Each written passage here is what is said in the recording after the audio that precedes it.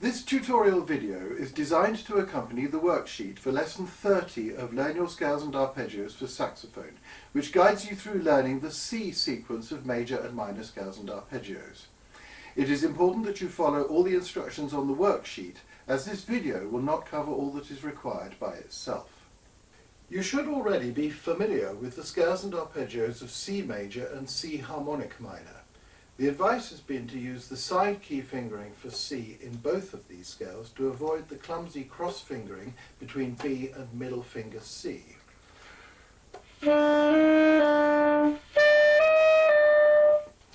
You can use this fingering throughout exercise 62, which is for C harmonic minor.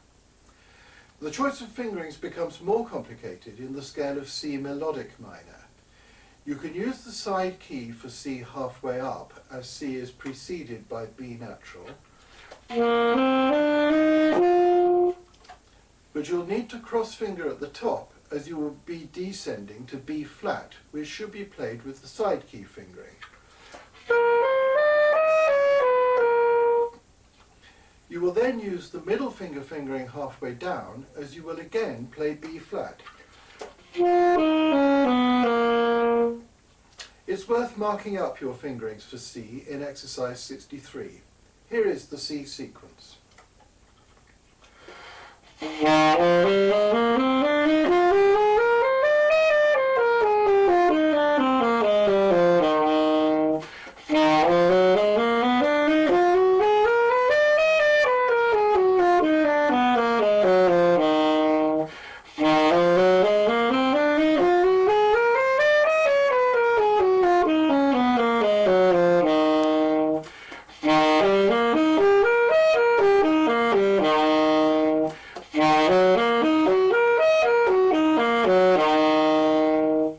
There's quite a lot to do in each day of Practice Plan 30, but be sure to complete this fully before moving on to Lesson 31.